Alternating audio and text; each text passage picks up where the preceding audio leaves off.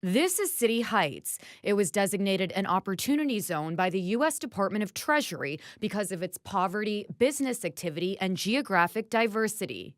Opportunity zone investors get a tax discount after 5 or 7 years and ultimately pay no taxes on capital gains after 10 years. A really simple example, you have $1 million that you've made in the stock market. You take that $1 million and you roll it into one of these funds. Rather than paying taxes next year, you don't pay taxes until 2027. Recently, Steve Glickman, a former Obama administration economic advisor and architect of the Opportunity Zone program, visited San Diego to talk to investors and community leaders about the program. And in the meantime, you can take that $1 million and invest in something new, like in an affordable housing project.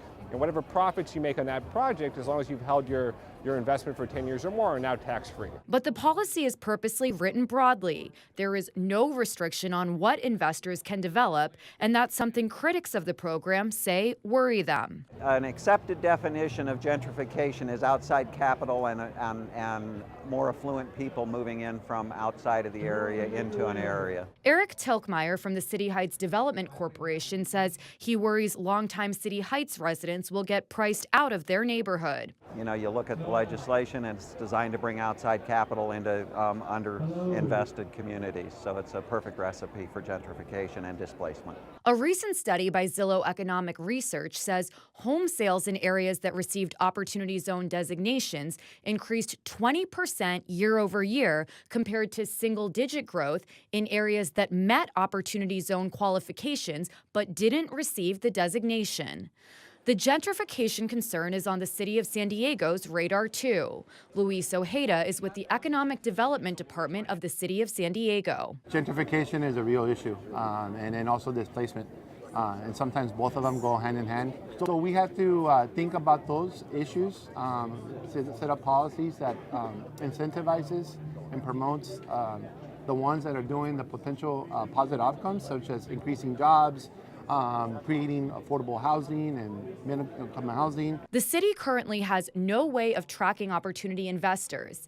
An online portal will show investors federal and state incentives to help them invest in economically distressed communities in a positive way.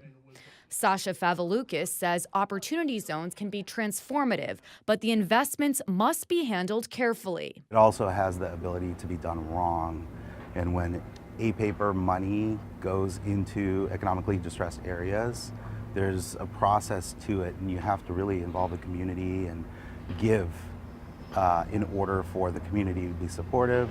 And a lot of these areas aren't ready to be built. He's the co-founder of CoPlace, a company that activates underutilized real estate in opportunity zones.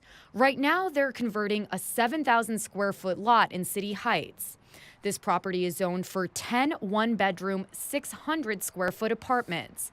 But because the cost to build is so high, he says he'd have to rent the units for $1,800 a month. So if I were to build those units, I don't know who would live there, who could afford to live in them based on the cost of living. Glickman, the author of the Opportunity Zone program, says rising housing prices is a trade-off for investments cities might have never had otherwise. For most places, their biggest trigger for displacement is too little investment, not too much. It's the fact that people have to leave to find jobs and to build businesses and to, find a kind of a vibrant place to live in. While it might be too early to tell, most stakeholders and community leaders are hoping the program will help stimulate the economy of distressed neighborhoods in San Diego, like City Heights. Priya Sridhar, KPBS News.